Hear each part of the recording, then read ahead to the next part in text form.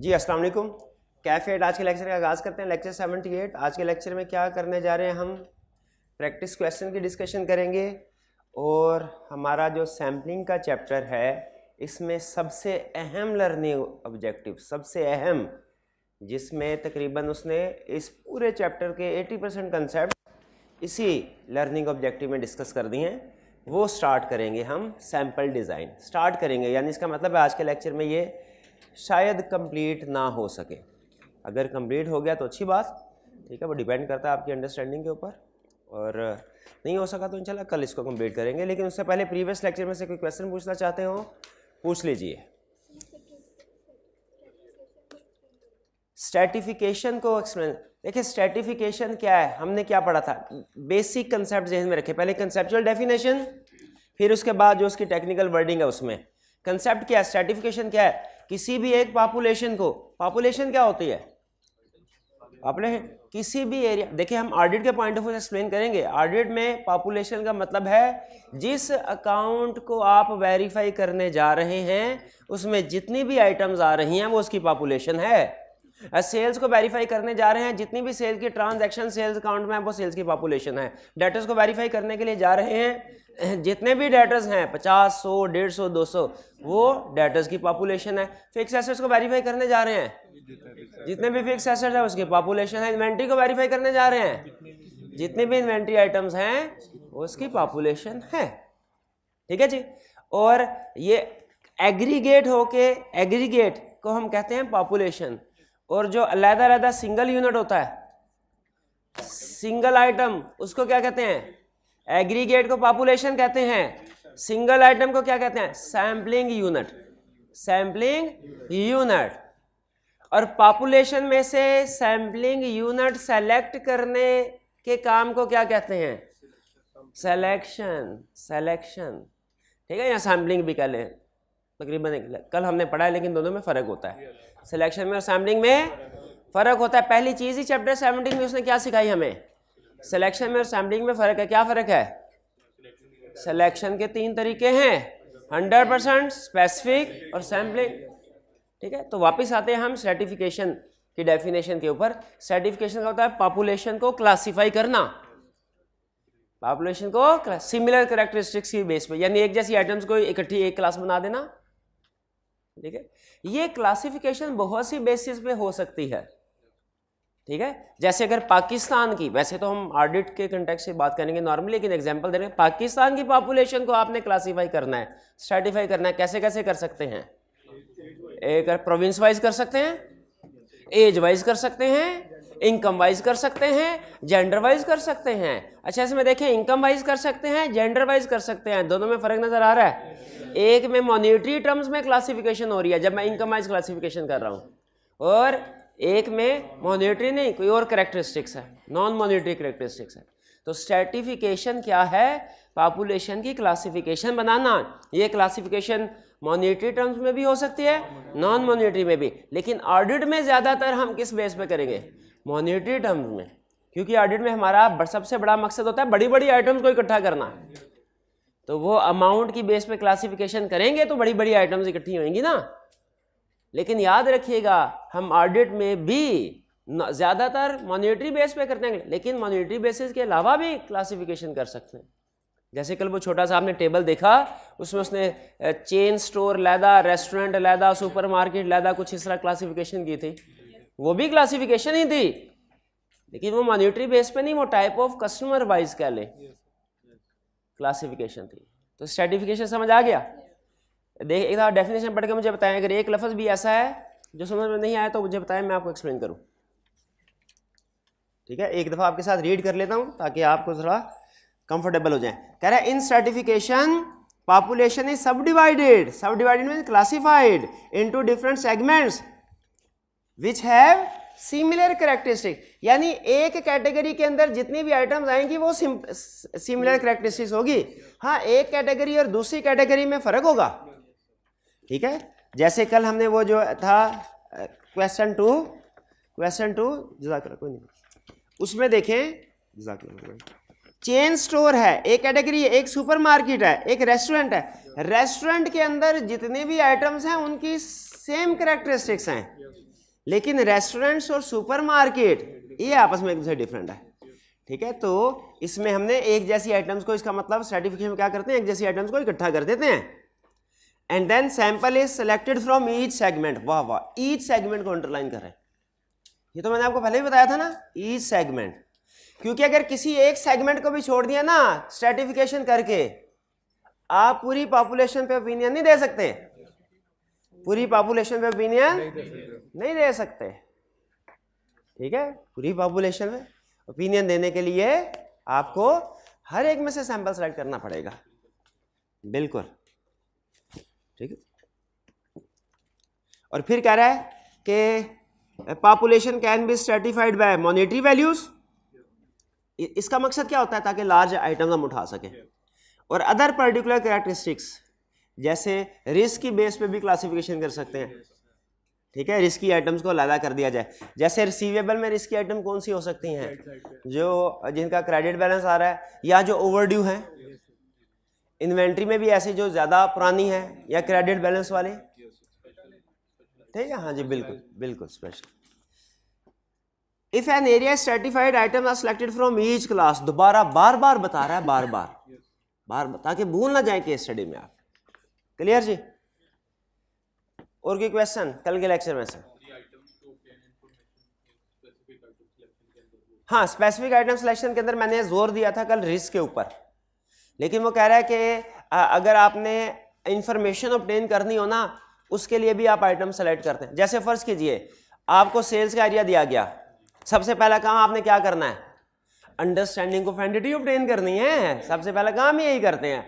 आपने क्लाइंट से कहा सर मैं देखना चाहता हूं सेल्स की ट्रांजैक्शन स्टार्ट से लेके एंड तक कितने स्टेप से गुजरती है, हर स्टेप में क्या क्या एक्टिविटीज होती हैं और क्या डॉक्यूमेंट्स बनती हैं। फिर से अंडरस्टैंडिंग ऑफ सेल्स में आप क्या क्लाइंट से कहेंगे, क्या अंडरस्टैंड करना है आपने, मुझे बताइए सेल की ट्रांजैक्शन स्टार्ट से लेके एंड तक कितने फेजेस से गुजरती है, हर फेज में क्या क्या एक्टिविटी और क्या क्या डॉक्यूमेंट्स प्रिपेयर होते हैं, ये सीखना है।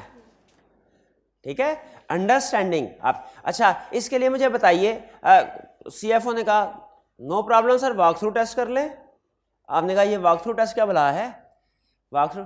उसने कहा सर कोई सी भी एक देखें, सेल की ट्रांजैक्शन स्टार्ट होती है जब कस्टमर हमें ऑर्डर देता है और एंड होती है जब वो टी अकाउंट में debtors debit sales credit entry हो जाती है।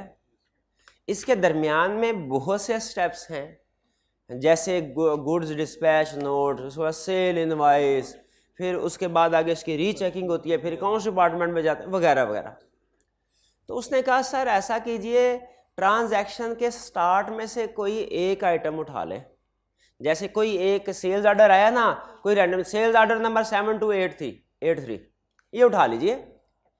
और फिर जैसे जैसे वो सेल्स ऑर्डर जिस डिपार्टमेंट से गुजर रहा है, आप वैसे वैसे उसके साथ सैर करते जाएं, आपको खुद ही पता चल जाएगा। बल्कि ये ज्यादा बेहतर एक है सीएफओ से पूछना सिस्टम क्या है, एक है सिस्टम के अंदर घुस के देखना क्या क्या। ये वॉक थ्रू टेस्ट, इसे वॉक थ्रू टेस्ट कहते हैं क्योंकि आप डॉक्यूमेंट्स के साथ साथ वॉक कर रहे हैं हर सेगमेंट में, हर डिपार्टमेंट में। अच्छा मुझे बताइए, क्या इससे अंडरस्टैंडिंग ऑब्टेन होगी, इंफॉर्मेशन ऑब्टेन होगी? तो आप आइटम को सेलेक्ट करते हैं इसलिए भी ताकि इंफॉर्मेशन ऑब्टेन हो सके। लेकिन याद रखिएगा, जब हमने इंफॉर्मेशन ऑब्टेन करनी होती है ना, तो सिर्फ एक ट्रांजैक्शन सेलेक्ट कर लें काफ़ी है, ज़्यादा, क्योंकि एक सेल्स ऑर्डर सेलेक्ट करके वॉक थ्रू करेंगे तो वही इंफॉर्मेशन दूसरे पे भी वही एक्टिविटीज़ हो रही होंगी। ठीक है, ये ध्यान में रखिएगा। हाँ, अगर टाइप डिफरेंट हो ना, फिर दूसरा सैंपल भी उठा सकते हैं। जैसे हो सकता है कि कैश की सेल हो कि क्रेडिट की सेल हो, इस सूरत में कैश के लिए लैदा आइटम उठा लें और उसका वॉक थ्रू करें, क्रेडिट के लिए लैदा आइटम उठाए सेल्स ऑर्डर और उसका वॉक थ्रू कर लें। क्लियर? तो हम आइटम्स को सेलेक्ट करते हैं इंफॉर्मेशन या अंडरस्टैंडिंग ऑब्टेन करने के लिए भी। क्लियर जी? और कोई क्वेश्चन? शाबाश, पूछते जाएं। गुड। अच्छा, वो इनकरेक्ट रिजेक्शन और इनकरेक्ट एक्सेप्टेंस और अंडरलाइंस ओवरलाइंस समझ आ गया आपको? पक्का उसमें कोई प्रॉब्लम तो नहीं है? बस छोटा सा, उसके ऊपर ज़्यादा गौर व फिक्र नहीं करना आपने, सिर्फ आपको इतना पता होना चाहिए अंडरलाइंस ओवरलाइंस किसके लिए यूज़ होती है टर्म? टेस्ट ऑफ कंट्रोल्स के लिए। और इनकरेक्ट एक्सेप्टेंस इनकरेक्ट रिजेक्शन किस लिए यूज होती है? टेस्ट ऑफ डिटेल्स के लिए। अच्छा बताइए, incorrect acceptance sorry under Reliance ज्यादा खतरनाक है कि ओवर हैं? दोनों ही गलत। ना कोई चीज अंडर ना हमने अंडर ऑडिटिंग करनी चाहिए ना ओवर ऑडिटिंग करनी चाहिए, लेकिन दोनों में से अंडर लाइंस ओवर लाइंस में से कम खतरनाक कौन से वाला है? अंडर रिलायंस। और ज्यादा खतरनाक, और अगर टेस्ट ऑफ डिटेल की बात करें तो कम खतरनाक कौन है? Incorrect rejection. और ज्यादा खतरनाक कौन है? Incorrect acceptance.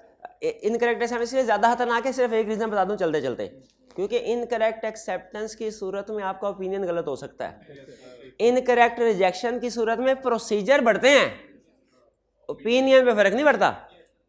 इनकरेक्ट रिजेक्ट करेंगे अब, और कंट्रोल स्ट्रांग है, आप कहेंगे नहीं वीक है वीक है वीक है, तो इन पे क्या ओपिनियन पे फर्क पड़ेगा? नहीं पड़ेगा, आपको ज्यादा प्रोसीजर परफॉर्म करना पड़ेंगे, ठीक है।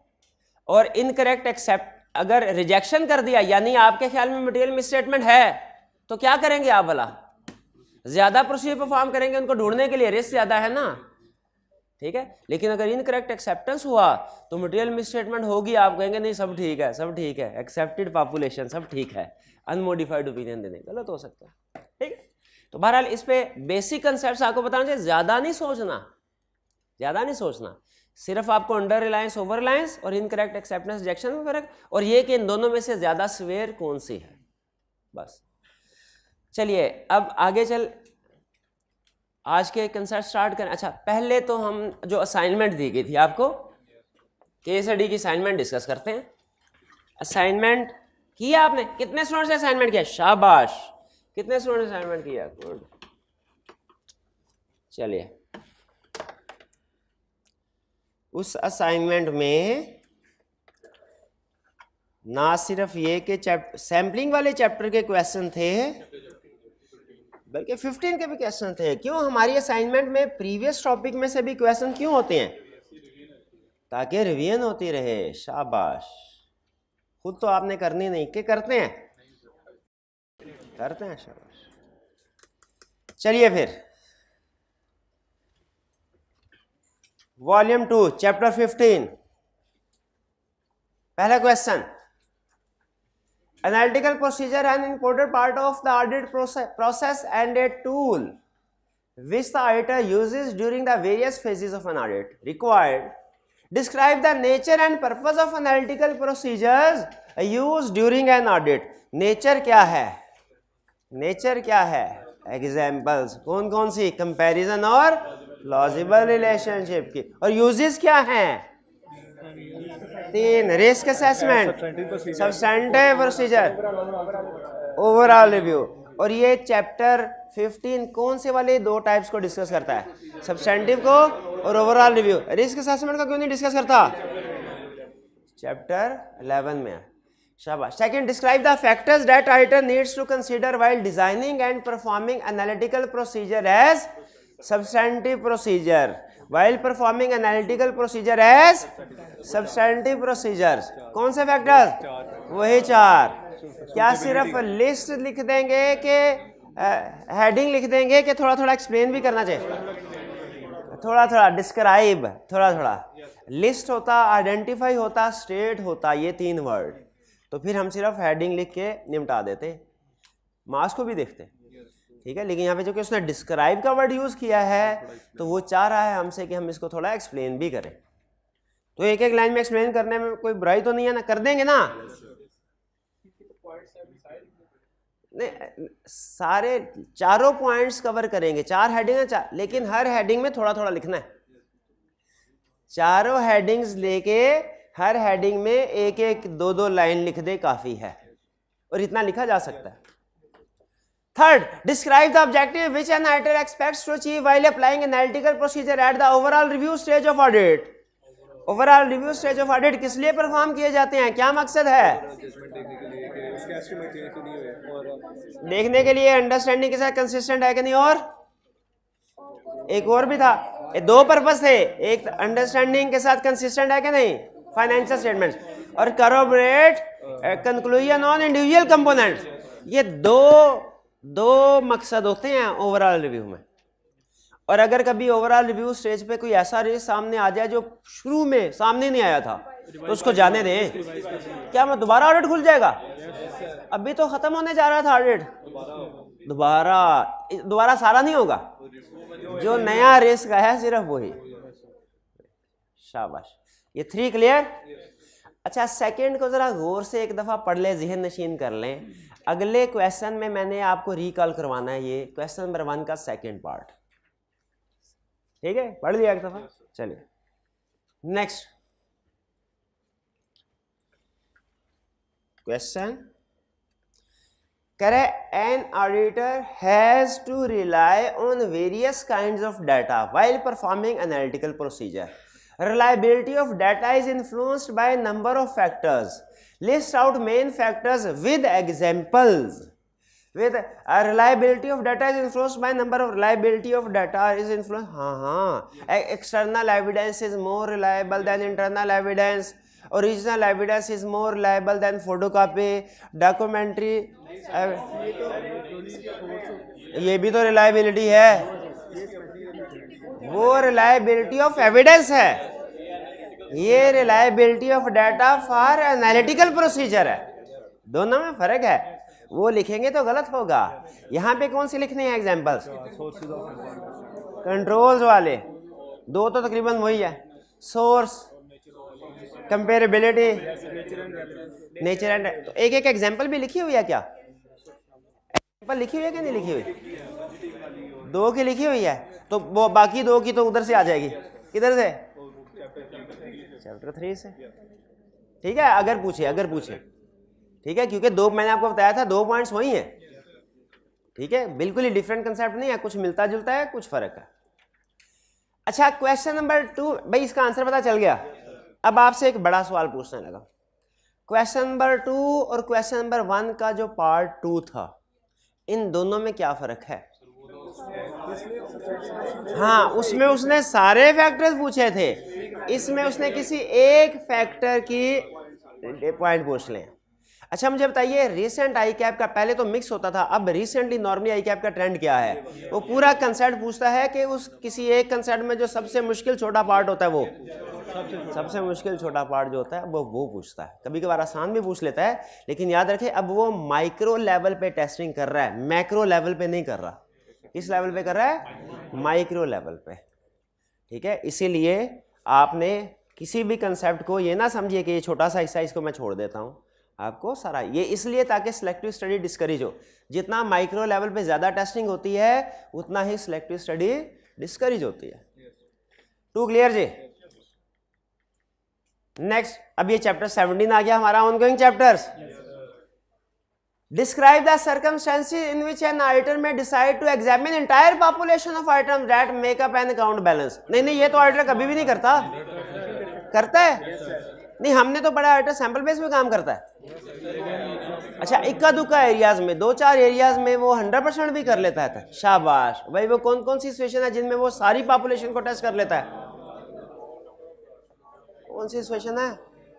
बता देना, बता दे यार, ऐसे ना कर, तेरी मेहरबानी। हमारा ऑडिट रुका पड़ा है यार, डेडलाइन करीब है, आप बताएंगे तो हमारा ऑडिट आगे चलेगा। यार मेरा भाई बताएगा, शाबाश। Population consist of small number of large values. हो गया ऑडिट। याद करके आए हैं आखिरी महीने। आपको ये चीज़ पता है, थ्योरेटिकल सब्जेक्ट आखिरी महीने में रिवाइज नहीं होता, ये पता है? अब मैं आगे फर्दर डिस्कशन नहीं इस बात के ऊपर करना, ज़्यादा टाइम ज़ाया होगा। माननी हो तो बात मेरी मान लें। क्या थ्योरेटिकल सब्जेक्ट आखिरी महीने रिवाइज नहीं होता? क्योंकि उसके लिए पीस ऑफ माइंड चाहिए होता है। थ्योरेटिकल सब्जेक्ट के लिए याद करने के लिए, रिवाइज करने के लिए आखिरी महीने पीस ऑफ माइंड नहीं होता स्टूडेंट के पास। टेंशन, फ्रस्ट्रेशन, पेंडिंग चीज़ें होती हैं, तो इसलिए इसी महीने में रिवाइज कर लें। रिवाइज करना दूर की बात है, आप तो रोज का रोज याद भी नहीं कर रहा मेरा भाई। क्यों नहीं कर रहे जी, आप बताइए।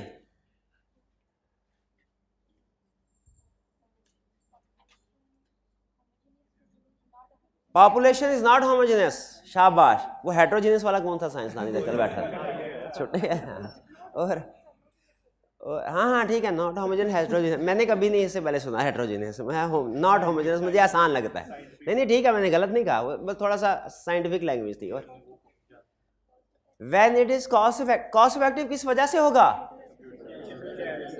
Due to application of computer assisted audit techniques, शाबाश।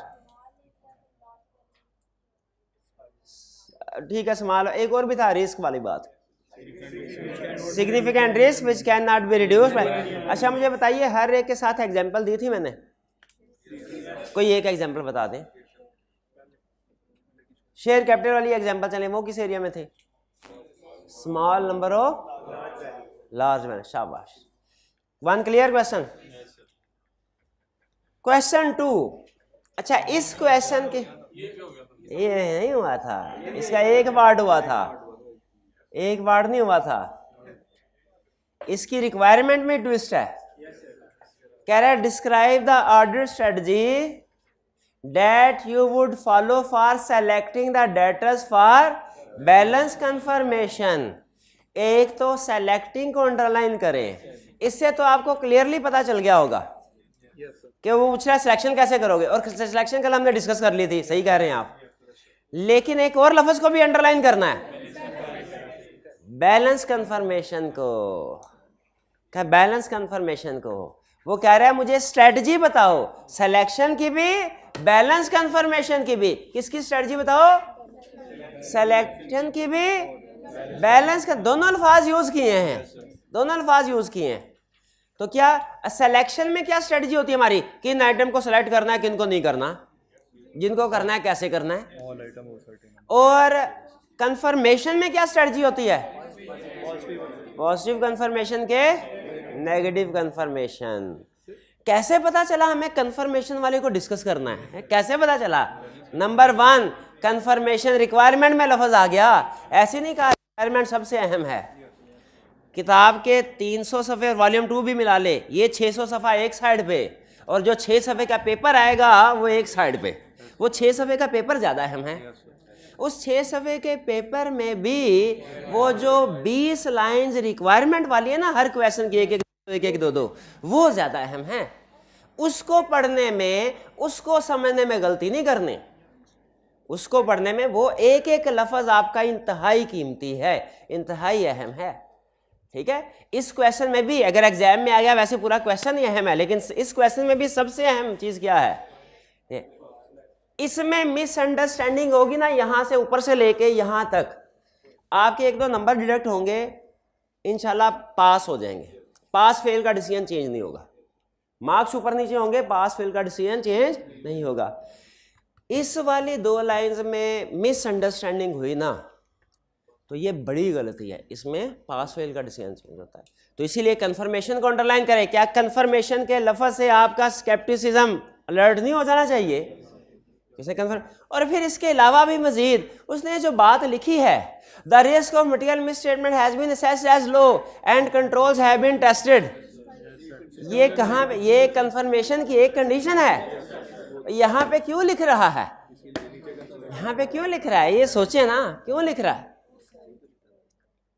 तो क्या एग्री करते हैं इसमें? इस केस स्टडी में सिलेक्शन के बारे में भी पूछ रहा है आइटम, और कंफर्मेशन के बारे में पूछ। एग्री करते हैं कि नहीं करते? शाबाश। ठीक है, तो पूरी रिक्वायरमेंट को अंडरस्टैंड करना है। अच्छा बताइए फिर, सिलेक्शन में तो कल हमने डिस्कस कर लिया था। चेन स्टोर में क्या करें इस कैटेगरी में? ये सर्टिफिकेशन है, सबको सेलेक्ट कर ले। क्यों? Small number. क्रेडिट बैलेंस में ये रिस्क है, ये मटेरियलिटी की वजह से, ये रिस्क की वजह से। और सुपरमार्केट, रेस्टोरेंट, सैम्पलिंग। सुपरमार्केट में भी और रेस्टोरेंट में भी। सुपरमार्केट में सैम्पलिंग नहीं होनी चाहिए। देखिए वो डिपेंड करता है, मैंने आपको बताया था जजमेंट की बेस पे भी आपने डिसीजन करना होता है। कुछ आइटम्स पे आप क्लियर जजमेंट ले लेंगे। ये large number of small balance है, clear judgement. Small number of large balance, clear judgement. यहां पे आके डाउट होता है तो आप अपनी जजमेंट की बेस पर डिसीजन कर सकते हैं, लेकिन लिख दीजिएगा कि आप एज्यूम कर रहे हैं ये लार्ज ट्रांजैक्शन है इसलिए इसमें सैंपल कर रहे हैं, या ये स्मॉल ट्रांजैक्शन है मतलब अ फ्यू ट्रांजैक्शन है इसलिए आप सब कर रहे हैं। ठीक है, अच्छा चलिए अब एक और कंसेप्ट मैंने बताया नहीं, आई कैप ने केस स्टडी में टेस्ट किया हुआ। सुपरमार्केट में से सैंपल सेलेक्ट करना है, रेस्टोरेंट में सैंपल सेलेक्ट करना है, इसीलिए हमें दोनों को इकट्ठा करके 530 बना के ना उसमें से सैंपल सेलेक्ट करना चाहिए। हर कैटेगरी लहदा पक्की बात है, यस पक्की बात है। ठीक है, इनको लहदा क्योंकि दोनों लहदा है। उसने केस स्टडी में क्या किया, उसने कहा एक है सेल्स, एक है सेल्स रिटर्न। इनकम स्टेटमेंट पे तो नेट होके जाते हैं, इसलिए मैंने सेल्स को सेल रिटर्न के साथ मिला के नेट में से सैंपल उठाया। सही किया? नहीं किया सही। लहदा सेल्स का, सेल्स लहदा एरिया है, सेल्स रिटर्न लहदा एरिया, उसका सैंपल लहदा होना है, उसका सैंपल लहदा, इकट्ठा करके नहीं उठाना। हम तो सेल्स की सर्टिफिकेशन करने चले होते हैं, हमने सेल्स को सेल रिटर्न के साथ मिला दिया, तो ये गलत है। हर सर्टिफिकेशन में से, हर क्लास में से लहदा सैंपल उठाना है। अब चलते हैं कंफर्मेशन की तरफ। चेन स्टोर में पॉजिटिव, क्यों positive? Large number small balance. Credit balance positive, क्यों? रिस्क है, रिस्क हाई है। ठीक है, और रेस्टोरेंट में नेगेटिव कंफर्मेशन अप्रोप्रिएट, क्यों भला? लार्ज नंबर स्मॉल बैलेंस है प्लस रिस्क भी लो है, और आगे फिर दो अजम्पशन भी लिख दें। सुपरमार्केट में आपकी जजमेंट है कि आप इसको small number of large balances के साथ मिलाते हैं या लार्ज नंबर ऑफ स्मॉल, क्योंकि ये थोड़ा सा दरमियानी।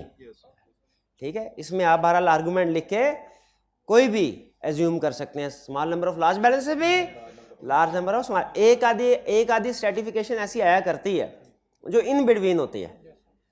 ठीक है, उसमें आपने अपनी जजमेंट की बेस पे डिसीजन करना होता है। क्लियर जी? जी जी,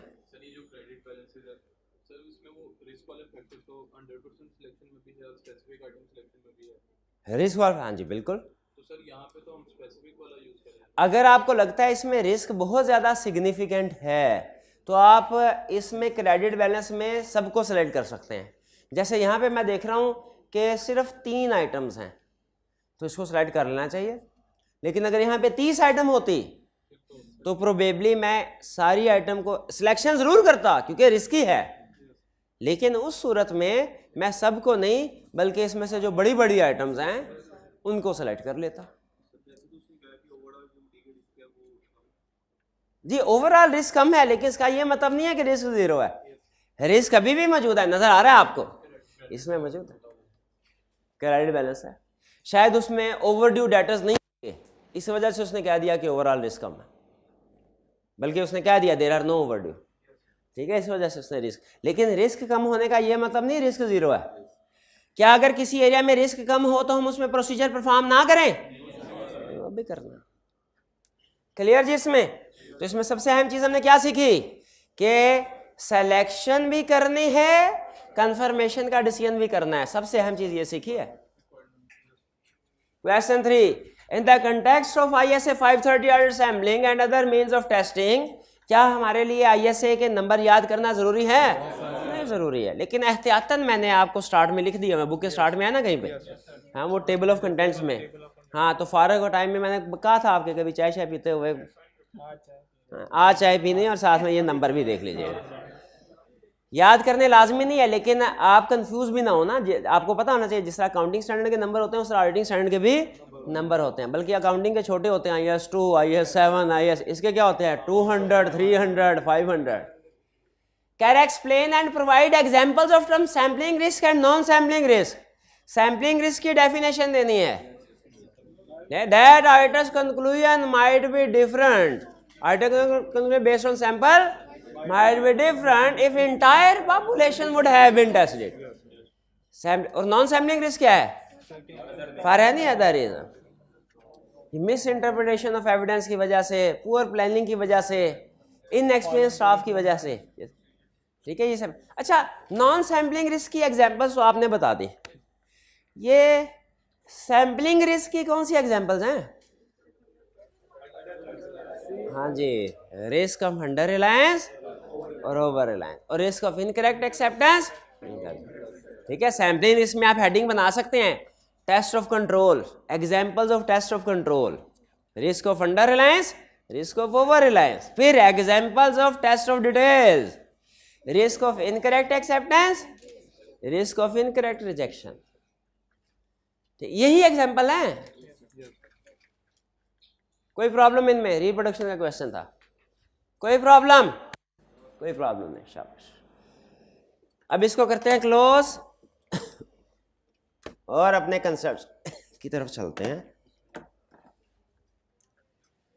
अच्छा, जब हमने कंफर्मेशन का चैप्टर सीखा, कंफर्मेशन का चैप्टर सीखा हमने, तो उसमें क्या हमने ये चीज सीखी कि जब कभी हम डिसाइड करेंगे कंफर्मेशन सेंड करनी है तो स्टेप वाइज कुछ प्रोसीजर परफॉर्म करेंगे। याद है आपको?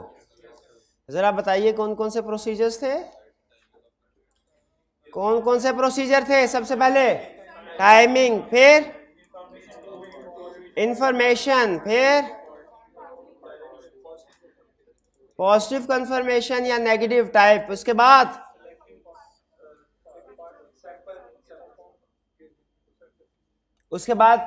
सिलेक्शन, ठीक है, और ऑथराइजेशन, शाबाश, फिर समरी बनानी है, बेहतरीन बेहतरीन।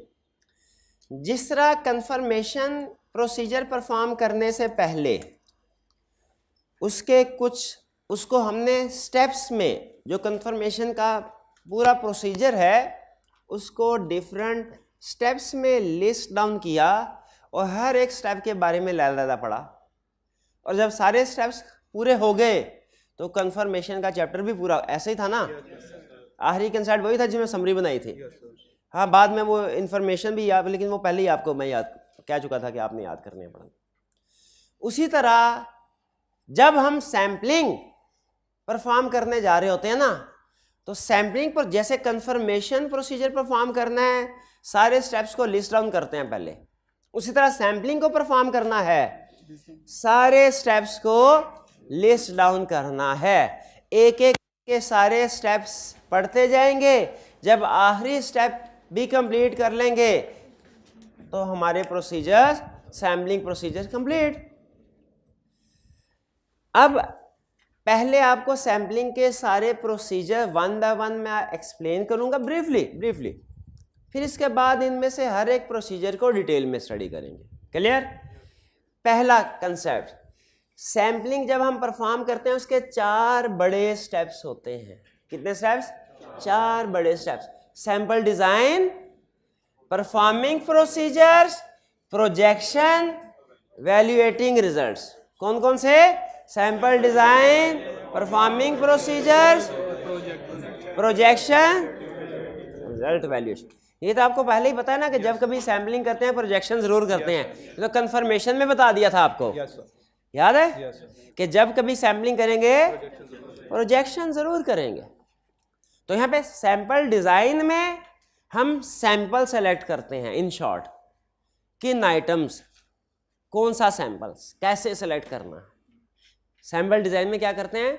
सैंपल, कुछ रूल्स डिसाइड करते हैं, रूल्स, और सैंपल सेलेक्ट करते हैं। सैंपल डिजाइन में क्या करते हैं? सैंपलिंग के कुछ रूल्स डिटरमिन करते हैं और सैंपल सेलेक्ट कर लेते हैं।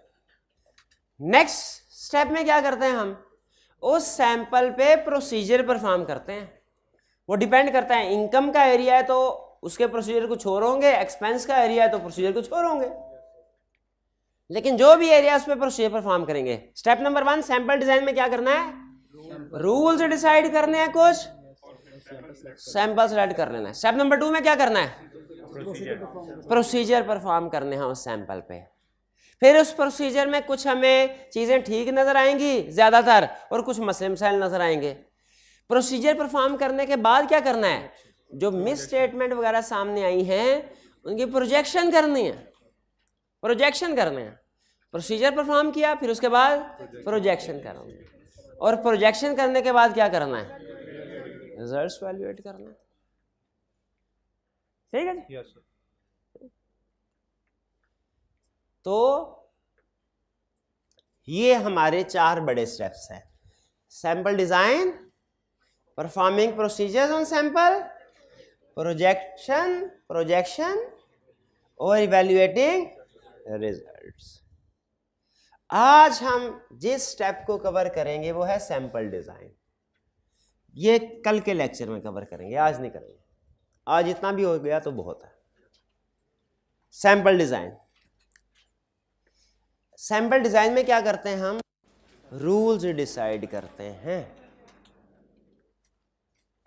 ठीक है, जैसे नॉर्मल, अच्छा एक चीज याद रखिएगा, सैंपलिंग एक स्पेशलाइज्ड टेक्निक है ऑडिट की।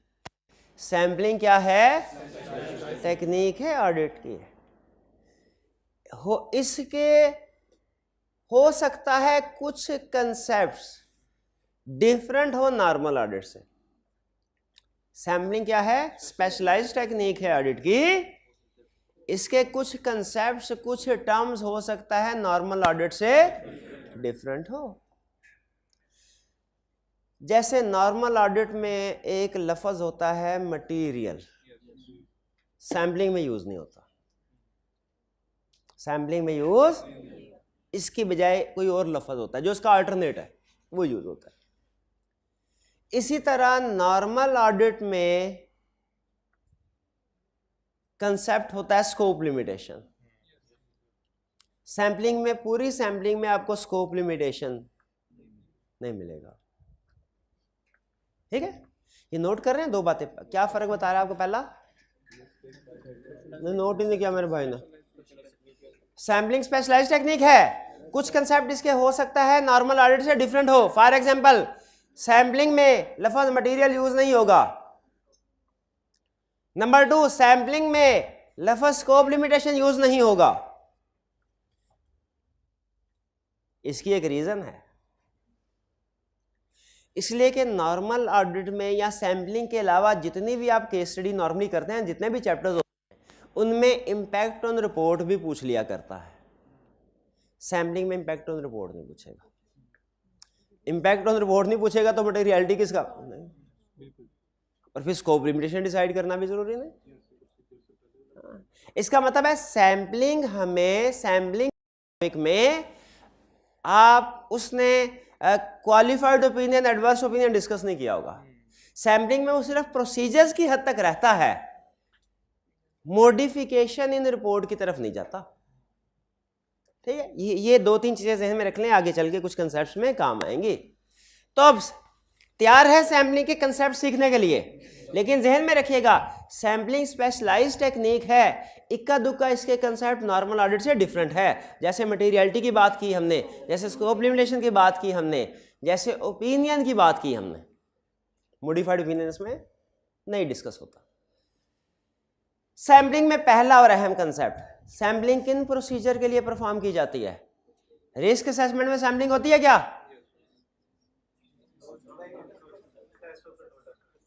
टेस्ट ऑफ कंट्रोल्स में, टेस्ट ऑफ डिटेल्स में। अच्छा, टेस्ट ऑफ कंट्रोल में भी सैंपलिंग होती है, टेस्ट ऑफ डिटेल में। लेकिन हमने अपने स्टेप्स को इस तरीके से अरेंज किया है कि अगर कोई स्टेप टेस्ट ऑफ कंट्रोल के लिए है वो भी डिस्कस हो जाए, कोई टेस्ट ऑफ डिटेल है वो भी डिस्कस हो जाए। यानी एक कंप्रीहेंसिव अप्रोच हमने बना दिया। इसमें हो सकता है क्योंकि एक कंसेप्ट ऐसे आए जिसमें मैं कहूं कि ये टेस्ट ऑफ कंट्रोल में अप्लाई होगा, टेस्ट ऑफ डिटेल में नहीं होगा, या दूसरा कंसेप्ट मैं आपसे कह दूं ये टेस्ट ऑफ डिटेल में होगा, टेस्ट ऑफ कंट्रोल में नहीं होगा। ठीक है, वो आप, क्योंकि एक तरीका ये था टेस्ट ऑफ कंट्रोल बिल्कुल अलग था, टेस्ट ऑफ डिटेल बिल्कुल अलग था, वो डबल काम हो जाता। उसके बजाय हमने क्या किया है, एक ही कंप्रीहेंसिव अप्रोच बता दिया, जहां पे कोई टेस्ट ऑफ कंट्रोल के लिए रेलिवेंट या इरेलीवेंट होगा, जहां पे कॉमन चीजें होंगी वो तो हम ऐसे ही बढ़ते जाएंगे, जहां पे फर्क आएगा test of control test of detail का, आपको बता दूंगा।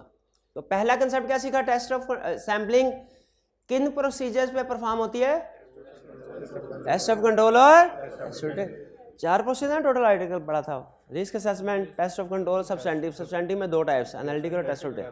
तो सैम्पलिंग होगी टेस्ट ऑफ कंट्रोल और टेस्ट ऑफ डिटेल्स में। अच्छा, पहली चीज सबसे पहले सैंपल डिजाइन में आपने डिसाइड करना है, डिटरमिन डिसाइड कर क्या, सैम्पलिंग का पर्पस क्या है। ठीक है, क्योंकि आपका पर्पस बताएगा कि पॉपुलेशन क्या है। जैसे अगर पर्पस टेस्ट ऑफ डिटेल है तो पॉपुलेशन कुछ और होती है, पर्पस टेस्ट ऑफ कंट्रोल है पॉपुलेशन कुछ और होगी। अगर पर्पस टेस्ट ऑफ डिटेल है तो पॉपुलेशन होती है जो फाइनेंशियल स्टेटमेंट्स में अमाउंट्स रिकॉर्ड होती हैं, उनमें से सैंपल सेलेक्ट करते हैं। लेकिन अगर पर्पस हमारा टेस्ट ऑफ कंट्रोल चेक करना है कि क्या जो गुड डिस्पैच नोट है उसको रीचेक किया जाता है कि नहीं, इंश्योर करने के लिए कि सही चीज़ें कस्टमर ऑर्डर के मुताबिक सही चीज़ें डिस्पैच हो रही हों, ये टेस्ट ऑफ कंट्रोल होगा। इसमें हम फाइनेंशियल स्टेटमेंट्स के अमाउंट को सेलेक्ट नहीं करते, बल्कि कस्टमर के ऑर्डर और गुड डिस्पैच नोट को सेलेक्ट करते हैं। ठीक है, तो हमारा पर्पस, अब सबसे पहले पर्पस डिसाइड करना क्या है। पर्पस क्या हो सकता है, यहां टेस्ट ऑफ कंट्रोल होगा, टेस्ट ऑफ डिटेल। और ये डिसाइड करना क्यों जरूरी होता है, क्योंकि पर्पस को सामने रख के हम फैसला करते हैं पॉपुलेशन क्या होगी। जैसे एक और एग्जांपल सुन लीजिए, अगर पर्पस ओवर स्टेटमेंट है पॉपुलेशन कुछ और होगी, अगर पर्पस अंडर स्टेटमेंट को चेक करना है पॉपुलेशन कुछ और। अगर आप कंप्लीटनेस को चेक करना चाहते हैं तो हम सैंपल सेलेक्ट करते हैं, हमारी पॉपुलेशन होती है सपोर्टिंग डॉक्यूमेंट्स। और अगर हम अकरेंस को चेक करना चाहते हैं तो टी काउंट में से। तो ये बात एग्री करते हैं पहले चीज कि सबसे पहले आपने क्या करना है, पहले नंबर पे सैम्पलिंग में क्या करना है, पर्पस डिसाइड करना है, पूछना है क्या मैं टेस्ट ऑफ कंट्रोल कर रहा हूं टेस्ट ऑफ डिटेल। एक केस स्टडी में उसने टेस्ट ऑफ कंट्रोल की केस स्टडी रखी सामने, स्टूडेंट्स टेस्ट ऑफ डिटेल की समझ के सॉल्व कर रहा है। उसने कहा पर्पस ही नहीं पता, पहला स्टेप भी गलत कर दिया आपने, बाकी आगे आपने क्या करना। सबसे पहले क्या करना है हमने, पर्पस किस लिए जरूरी है, ताकि डिसाइड कर लें हमने पॉपुलेशन कौन सी ऐसी है जिस सैंपल सेलेक्ट करना चाहिए। वो याद है आपको, एक वो सारा वाली केस स्टडी थी किड कॉरपोरेशन वाली, जिसमें उसने कहा था कि हमने टेस्ट करना है पिछले साल के निस्बत इस साल जो एडवर्टाइजिंग एक्सपेंस है वो आधा हो गया है, और उसने सैंपल उठाया था रिकॉर्डेड एडवर्टाइजिंग एक्सपेंसेस का। तो क्या उसकी पॉपुलेशन ठीक थी? अगर पिछले साल की निस्बत इस साल एडवर्टाइजमेंट एक्सपेंस आधा हो गया हो तो कौन सी असर्शन में रिस्क है, अक्रस में के कंप्लीटनेस में? कंप्लीटनेस के लिए रेलिवेंट पॉपुलेशन कौन सी होनी चाहिए, रिकॉर्डेड के स्पोर्टिंग। लेकिन उस केस स्टडी में उसने क्या सैंपल उठाया था, रिकॉर्डेड वाला। याद है, कोई इस तरह की केस स्टडी थी एक, ठीक है, दो केस स्टडी थे, ठीक है, एक ये थी एडवर्टाइजमेंट वाली, एक और भी थी कंप्लीटनेस, वो टेस्ट में क्वेश्चन था।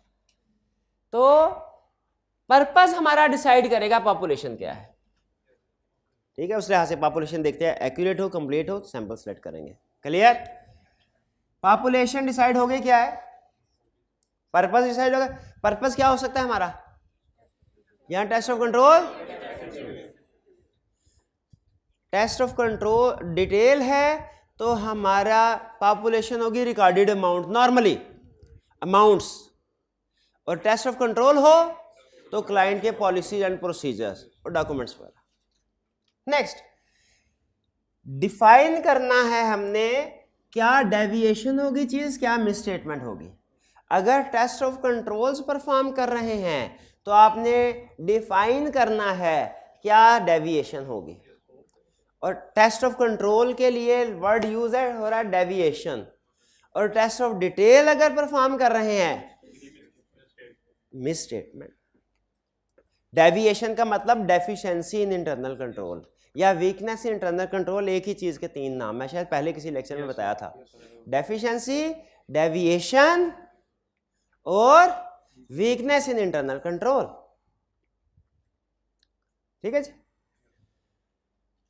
तो ये अच्छा, अब स्टूडेंट कहने लगा सर बस आगे चलें, इसको मजीद डिस्कस ना करें। मैंने पूछा क्यों? मैंने कहा सर ये तो पता है हमें क्या चीज मिस स्टेटमेंट है, क्या चीज मिस स्टेटमेंट नहीं है, पता है। चैप्टर 4 की केस स्टडी कर करके थक गए हम, अभी भी नहीं पता चलेगा कि क्या चीज मिस स्टेटमेंट है क्या नहीं है। पहचान लेंगे हम, बेफिक्र रहें। नहीं, स्पेशलाइज्ड टेक्निक है, इसमें थोड़ा सा हो सकता है फर्क हो। 3 एग्जांपल्स आपके सामने रख रहा हूं, आपने डिसाइड करना है कि इसमें मिस स्टेटमेंट है कि नहीं। एज्यूम करना है आपने कि हम टेस्ट ऑफ डिटेल परफॉर्म कर रहे हैं। ठीक है, पहली एग्जांपल, हमने सैंपल सेलेक्ट किया टेस्ट ऑफ डिटेल में, कंफर्मेशन लेटर सेंड किया, पता चला कि हमने गुड सेंड कर दी हैं, क्लाइंट ने भी, कंफर्मिंग पार्टी ने भी रिसीव नहीं की, इस वजह से फर्क आ गया। टाइमिंग डिफरेंस इसे कहते हैं। मिस स्टेटमेंट है कि नहीं? पक्का नहीं है? शाबाश, 3 में से 1 सवाल सही है। दूसरा सवाल, अब ये मुश्किल होता जाएगा, ये तो आसान था। दूसरा सवाल, मिस्टर ए से कैश रिसीव किया और एंट्री रिकॉर्ड कर दी, cash debit, mister B credit. Miss statement है कि नहीं?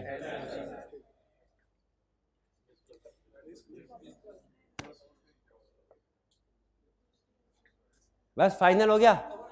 कितने स्टूडेंट्स का ख्याल है मिस स्टेटमेंट है? कितनों का ख्याल है नहीं है? नहीं भाईजान, इसमें आप हार गए, ये मिस स्टेटमेंट नहीं है। तो मिस क्लासिफिकेशन भी मिस स्टेटमेंट होती है, नहीं होती क्या?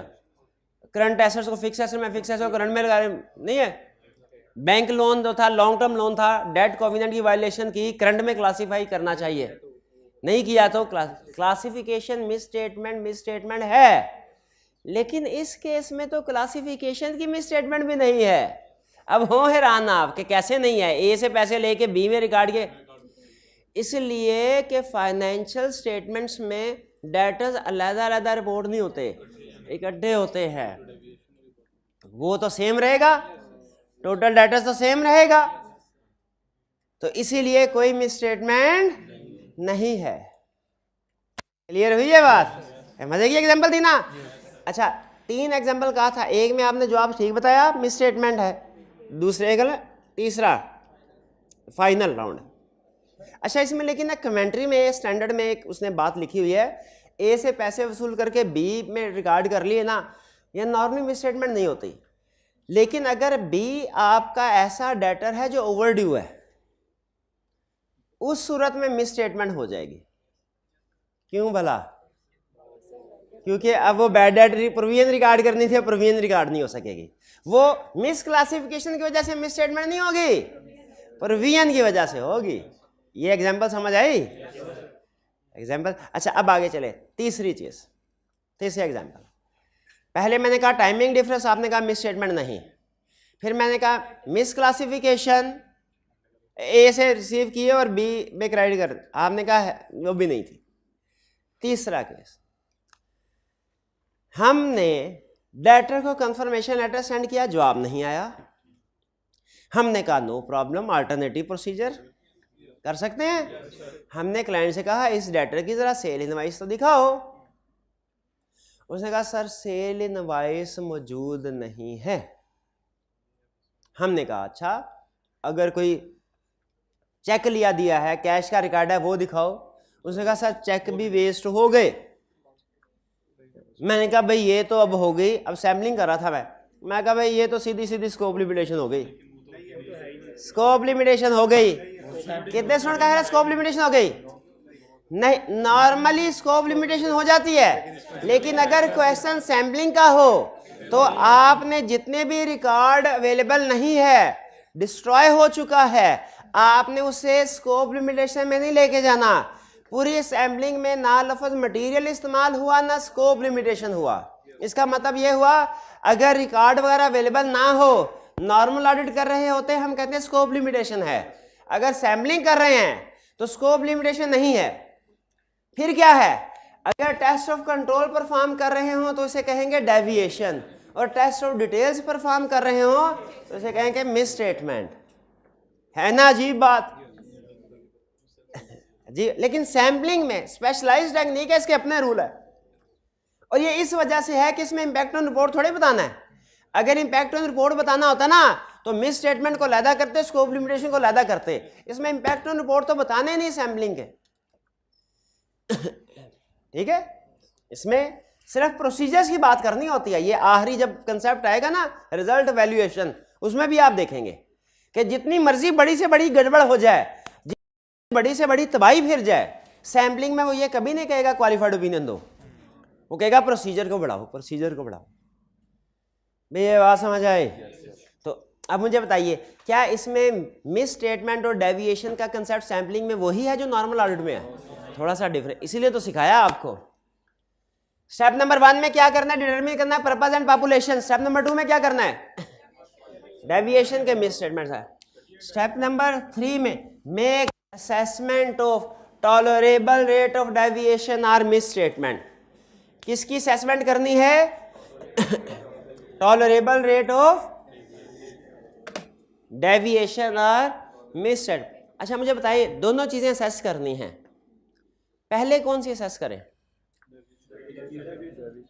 टॉलरेबल रेट ऑफ डेविएशन के tolerable rate of miss statement? पहली चीज टॉलरेबल रेट ऑफ डेविएशन है, रेट ऑफ मिस स्टेटमेंट नहीं है। रेट का लफ्ज कंट्रोल के लिए यूज होता है। रेट मतलब परसेंटेज, कंट्रोल जो डेविएशन है वो परसेंटेज में होती हैं, और जो मिस स्टेटमेंट है ये अमाउंट्स में होती है। ये लिख ले कहीं, डेविएशन परसेंटेज में होगी, यानी रेट मतलब परसेंटेज, और मिस स्टेटमेंट्स अमाउंट्स में होंगी। चूंकि टेस्ट ऑफ कंट्रोल पहले करते हैं, टेस्ट ऑफ डिटेल बाद में, इसीलिए पहले हमेशा आप देखें टॉलरेबल रेट ऑफ डेविएशन आएगा, फिर टॉलरेबल मिस स्टेटमेंट होगा। टॉलरेबल का कंसेप्ट क्या है सुने। टॉलरेबल नाम से जाहिर है जितना काबिल बर्दाश्त हो। पहले कंसेप्चुअल डेफिनेशन सुन लें।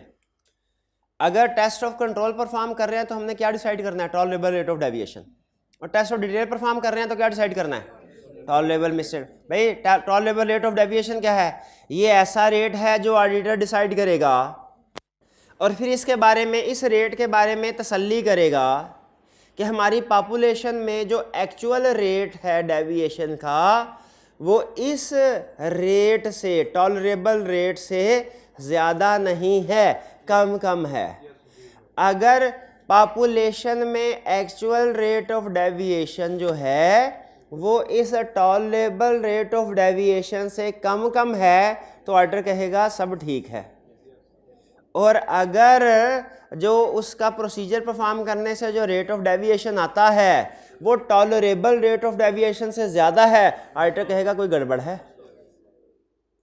अगर उसका अपना प्रोजेक्टेड रेट टॉलरेबल से कम है, ओके, टॉलरेबल से ज़्यादा है, नॉट ओके। क्लियर? तो टॉलरेबल रेट ऑफ डेविएशन क्या है, ऐसा रेट ऑफ डेविएशन जो सेट करता है ऑडिटर। कौन करता है? सेट करता है ऑडिटर। किस लिए करता है? तसल्ली करने के लिए कि पॉपुलेशन में जो टोटल डेविएशन है वो इस रेट से ज़्यादा नहीं है, कम कम है। क्योंकि कम कम होगी तो गुड, ज़्यादा होगी तो बैड। कुछ याद तो नहीं आ रहा आपको? क्या याद आ रहा है? मटीरियलिटी याद आ रही है आपको, परफॉर्मेंस मटीरियलिटी। हाँ, ये कंसेप्ट उससे मिलता जुलता है बिल्कुल। इसीलिए इसकी टॉलरेबल रेट ऑफ डेविएशन की और टॉलरेबल मिस स्टेटमेंट की डेफिनेशन में उसने एंड पे लिखा हुआ है, it is application of performance materiality. वो नहीं है, उसकी एप्लीकेशन है, एप्लीकेशन है, वो नहीं है। कंसेप्ट वही है, कंसेप्ट 100% वही है, लेकिन फर्क है। पिक कर रहे हैं? अब सुन ले टॉलरेबल मिस स्टेटमेंट की। अगर टेस्ट ऑफ कंट्रोल परफॉर्म कर रहे हैं तो tolerable rate of deviation determine करना है। टेस्ट ऑफ डिटेल कर रहे हैं तो टॉलरेबल मिसस्टेटमेंट की बात सुन लें। क्या है tolerable misstatement? It is the amount, rate नहीं, अब की बार रेट नहीं बोला, क्या बोला? Amount set bye auditor in respect of which auditor obtains assurance. ये वो अमाउंट है जो ऑडिटर सेट करता है और जिसके बारे में तसल्ली करता है, एश्योरेंस ऑब्टेन करता है। क्या कि पॉपुलेशन में जो मिसस्टेटमेंट है वो इस लेवल से एक्सीड ना करें, ना, do not exceed from this preset level, do not, ज्यादा ना हो पॉपुलेशन में, इससे ज्यादा ना हो का मतलब क्या है? कम कम हो। क्योंकि अगर जो उसकी प्रोजेक्टेड मिसस्टेटमेंट है जो उसके लिहाज से पॉपुलेशन में वो टॉलरेबल से कम कम है तो पॉपुलेशन गुड, और अगर प्रोजेक्टेड से ज्यादा है तो प्रॉब्लम कोई गड़बड़। ये समझ आया प्रोजेक्टेड का कंसेप्ट? कुछ याद आ रहा है जहां पे भी? क्या? परफॉर्मेंस मटेरियलिटी, बिल्कुल। वो कहता है ये एप्लीकेशन है, खुद अपने मुंह से मानता है, कहता है ये एप्लीकेशन है परफॉर्मेंस, लेकिन इसको परफॉर्मेंस मटेरियलिटी नहीं बोलना। इसीलिए आई कैप ने एक दफा क्वेश्चन पूछ लिया, क्या what is the difference between performance materiality and tolerable misstatement. तो जिन्होंने कंसेप्ट दोनों को लदा याद नहीं किया हुआ था वो तो उड़ गए, भाई कैश टीए नहीं है इधर। 100 रुपया भाई को इनाम दूंगा, भाई परफॉर्मेंस मटेरियलिटी की डेफिनेशन सुना दे, 100 छोड़ 200 दूंगा। रिस्क असेसमेंट किया भाई, नहीं बता सकेगा। 500 भी होता नहीं बता सकता, ये इतना बड़ा रिस्क नहीं मैं लेना था, चाहे चांस कम था, वो तो दूर की बात, ये भी नहीं बता ना। अभी तो आपको मिलना ही नहीं है कि है किधर, आपको तो यही नहीं पता चलना कि इस चैप्टर में परफॉर्मेंस मटेरियलिटी है याद। परफॉर्मेंस मटेरियलिटी थोड़ा सा याद है, एक पैराग्राफ में थी डेफिनेशन या दो में? दो में थी, हाँ चले, कम से कम इतना तो याद है।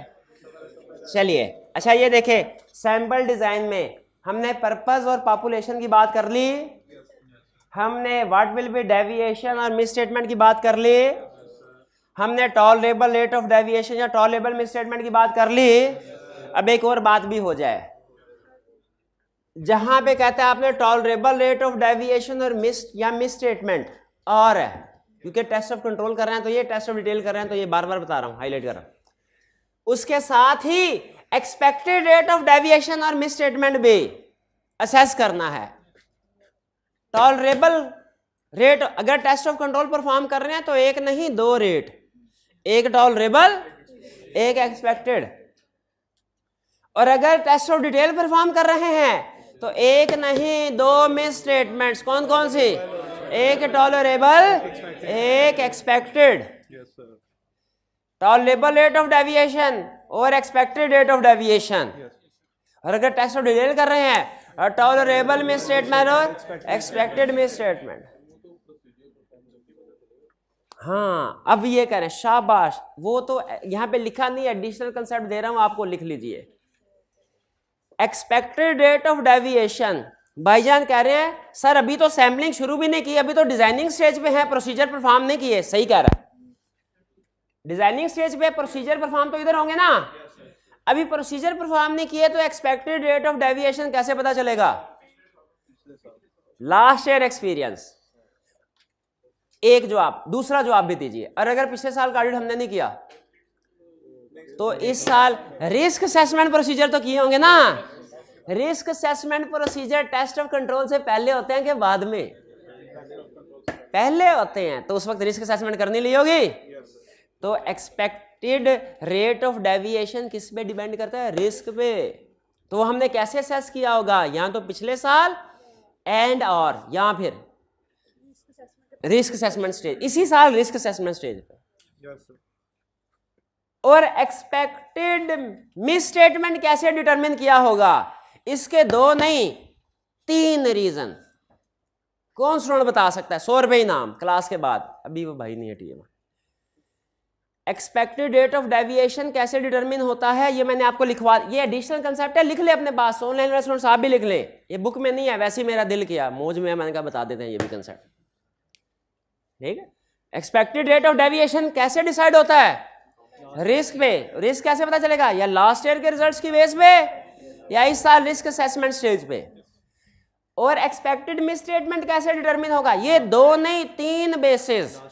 पहला लास्ट ईयर की बेसिस, दूसरा इसी साल की रिस्क असेसमेंट स्टेज पे आपको पता चला होगा, तीसरे शाबाश, तीसरा जो टेस्ट ऑफ कंट्रोल्स के रिजल्ट्स हैं उनकी बेस पे।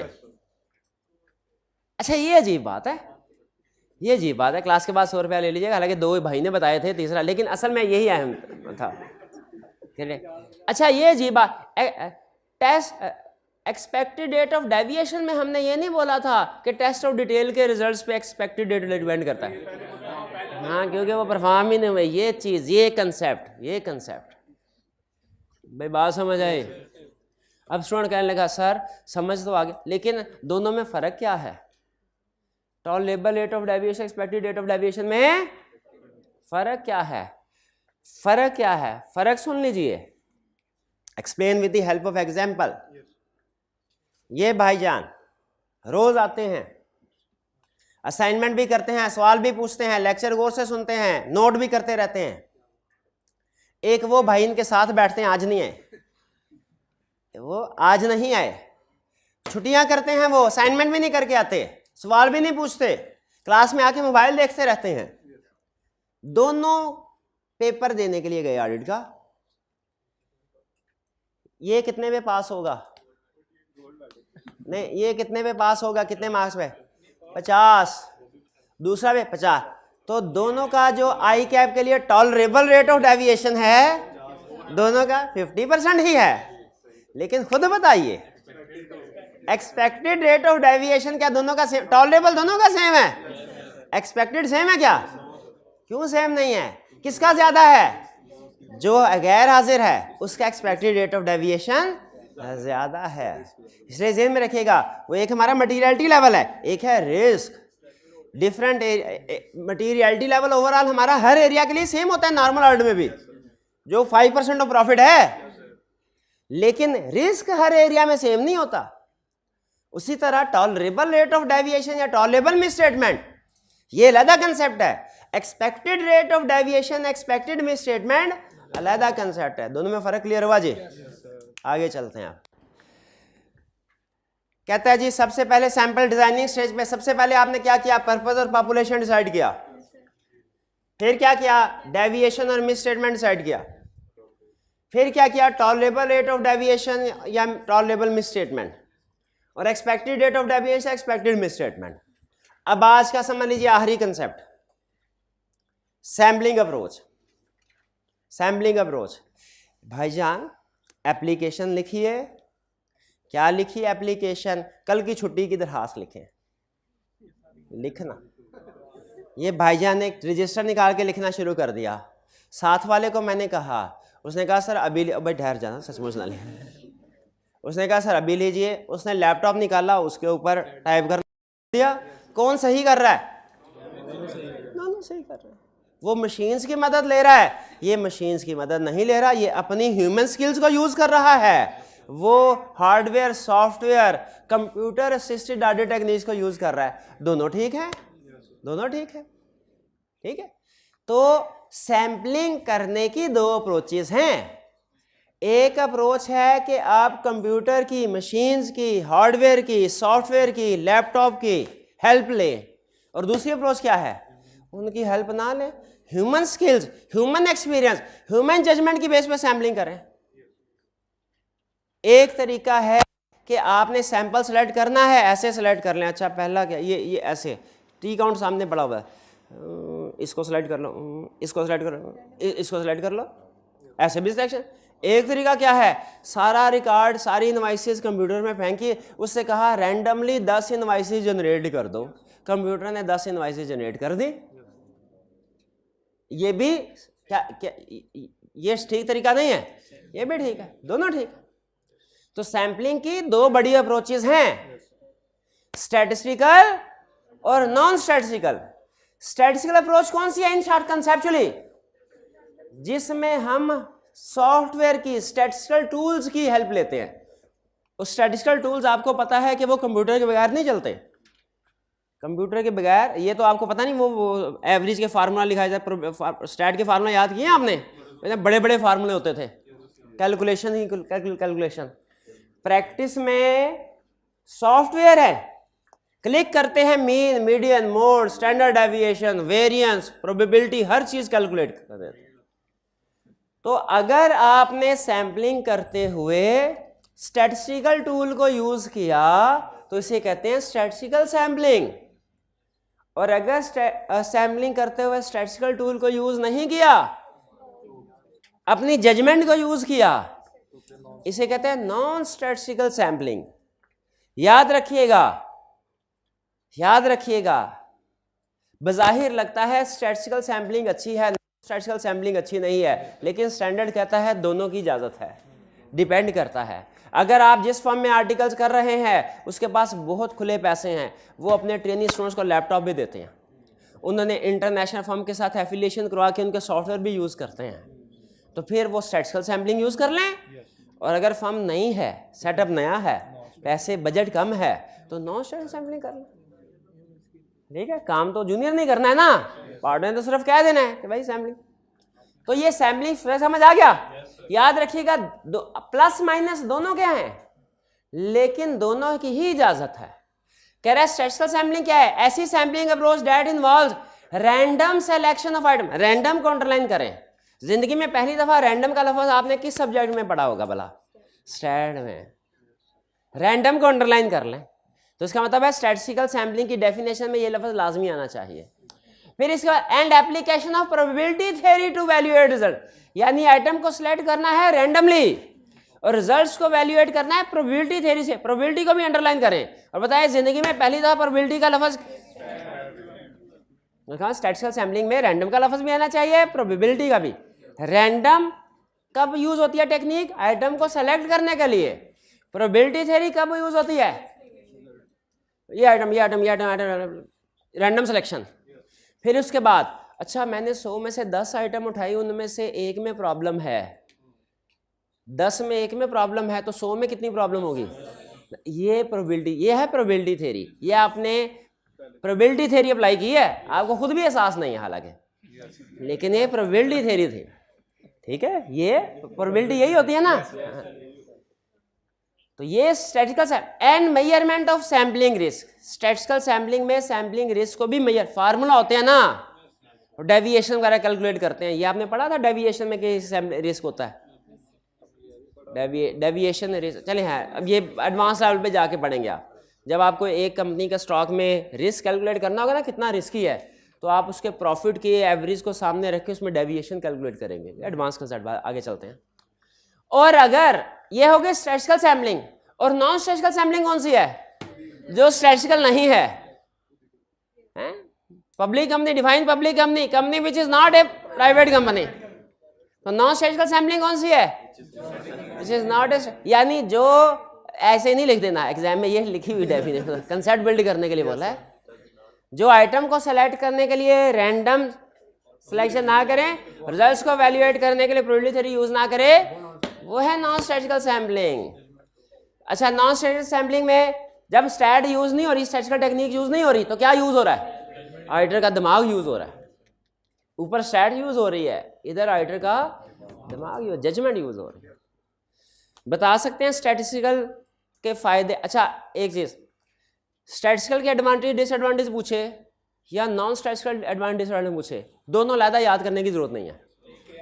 जो स्टैटिस्टिकल के डिसएडवांटेजेस हैं, नॉन स्टैटिस्टिकल के एडवांटेज, जो उसके एडवांटेज वो इसके डिसएडवांटेज। तो एडवांटेज डिसएडवांटेज एक ही याद करें, किसके करें?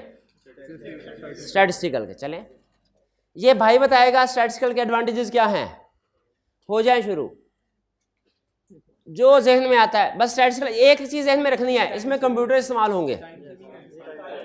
टाइम सेविंग, शाबाश। एरर कम है, शाबाश। ह्यूमन बायस, न्यूट्रल है, ह्यूमन बायस नहीं है, शाबाश। लार्ज पॉपुलेशन में यही काम करेगा। हम तो हाथ जोड़ देते हैं, लार्ज पॉपुलेशन देखिए हमसे ना हो पाएगा, कंप्यूटर कहता है मैं कर लूंगा। और चले, ये एडवांटेज। डिसएडवांटेज क्या है? कॉस्ट, कॉस्ट एक नहीं, दो नहीं, 3-4 तरह की। सबसे पहले हार्डवेयर की कॉस्ट, फिर सॉफ्टवेयर की कास्ट, अच्छा हार्डवेयर और सॉफ्टवेयर की कास्ट करके लैपटॉप दे भी देगा जूनियर को, वो फिर उसमें गेम खेलना शुरू हो जाता है, तो उसकी ट्रेनिंग भी करनी पड़ती है। उससे पूछे भाई क्यों तुझे लैपटॉप दिया था, प्रोबेबिलिटी थ्योरी अप्लाई करने, स्टैटिस्टिकल से ये क्या कर रहे हो? सर करने नहीं आता मुझे स्टैटिस्टिकल थ्योरी, तो मुझे जो यूट्यूब वीडियो देखनी आती है वो कर रहा हूँ, फेसबुक पोस्ट करनी आती है वो कर रहा हूँ। तो ट्रेनिंग भी करनी पड़ती है, इसकी भी कॉस्ट है, ठीक है। और फिर इसे डिफेंड करना मुश्किल होता है थोड़ा, इसे जस्टिफाई, यानी नॉन स्टैटिस्टिकल सैम्पलिंग में, रिव्यू में इसको डिफेंड करना थोड़ा मुश्किल होता है। ये आपको समझ ना पॉइंट, सुन लें फिर। और इसके बाद आपसे एक सवाल पूछूंगा, उसका लेक्चर खत्म। एडवांटेज डिसएडवांटेज आप पढ़ लीजिएगा, सेल्फ एक्सप्लेनेटरी है, कुछ हमने डिस्कस कर लिया, एक दुका रह गया होगा, पढ़ेंगे समझ आ जाएगी, उसमें कोई रॉकेट साइंस नहीं है, बस एक कंसेप्ट प्रैक्टिस में आपके काम आ जाए। प्रैक्टिस में स्टैटिस्टिकल सैम्पलिंग और नॉन स्टैटिस्टिकल सैम्पलिंग, बताइए कौन सी बेहतर है? गैस कीजिए कौन सी ज्यादा यूज होती है? स्टैटिस्टिकल। गलत, नॉन स्टैटिस्टिकल। क्योंकि अगर स्टैटिस्टिकल प्रैक्टिस में स्टार्ट होना कहता है ये कंप्यूटर, ये सॉफ्टवेयर, ये आर्टिफिशियल इंटेलिजेंस, ये मेरी जजमेंट को, मेरे एक्सपीरियंस को रिप्लेस कर सकती है? कभी नहीं कर सकती। इसीलिए ऑडिटर अपनी जजमेंट की बेस पे डिसीजन करना ज़्यादा प्रेफर करता है, क्योंकि थोड़ा थोड़ा अंदर डर है कहीं आर्टिफिशियल इंटेलिजेंस हमें, हालांकि नहीं कर सकती है, तो जो भी जितनी मर्जी इंटेलिजेंट हो जाए है तो आर्टिफिशियल ही है, तो रिप्ले, लेकिन फिर भी ऑडिटर अपने एक्सपीरियंस को अप्लाई करना, अपनी जजमेंट को अप्लाई करना ज़्यादा बेहतर समझते हैं। ये है ऑफिशियल स्टेटमेंट। अब अंदर खाते की स्टेटमेंट आपको देता हूँ, जो असल बात है वो क्या भला। अगर हम कंप्यूटर के जरिए उसे कहें ना कि ये सैंपल सेलेक्ट करो रैंडम, वो सैंपल सेलेक्ट करता है ना, वो सारा रिकॉर्ड में आ जाता है कि ये सैंपल। अब उसको हम दाएं बाएं नहीं कर सकते। अगर किसी में मसला है ना, तो फिर हमें उसको डिग डाउन करके डिटेल में प्रोसीजर परफॉर्म करके उसकी तह तक पहुंचना पड़ेगा। लेकिन अगर यही हमने नॉन स्टैटिस्टिकल सैम्पलिंग की हो ना, उसमें अपनी जजमेंट की बेस पे सैंपल, कहीं पे मसला आया ना, वो क्या करते थे, हम उस पर्ची मसला बंद करके दोबारा अगला सैंपल। किसने पूछा क्या सर रैंडम सिलेक्शन है जजमेंट के बेस पे? उन्होंने कहा कोई रिकॉर्ड है? नहीं सर रिकॉर्ड नहीं है, ये तो स्टैटिस्टिकल में होता है, यानी ओरिजिनल सिलेक्शन। डॉक्यूमेंट्स हम इसमें भी करते हैं। तो इसीलिए प्रैक्टिस में ज्यादा कौन सा यूज होता है सैम्पलिंग? Non statistical.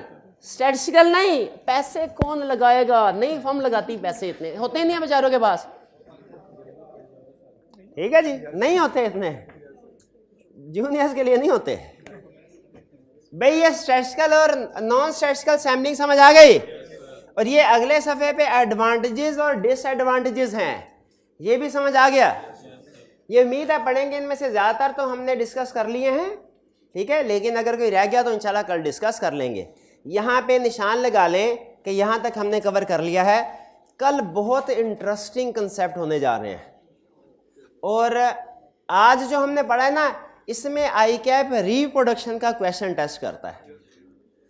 कल जो सैंपल डिजाइन में सैंपल कंसेप्ट पढ़ने जा रहे हैं, उसमें आईकैप केस स्टडी, और ये बात मैं नहीं, ये आपको बुक और पास्ट पेपर फैसला करेंगे इस चीज़ का कि ये बात ठीक है कि गलत। तो कल के लेक्चर में आपने छुट्टी नहीं करनी। वैसे तो आज भी नहीं किया आपने, जो आज आ गया इसका मतलब वो किसी भी दिन आ सकता है, जो आज आ गया। आज से ज़्यादा क्या उम्मीद है, इससे ज़्यादा तेज़ बारिश तो नहीं होगी ना, उम्मीद है। चलिए जी, असाइनमेंट ज़रूर कीजिएगा। आज का लेक्चर यहाँ पे ख़त्म करते हैं हम। अल्लाह हाफ़िज़।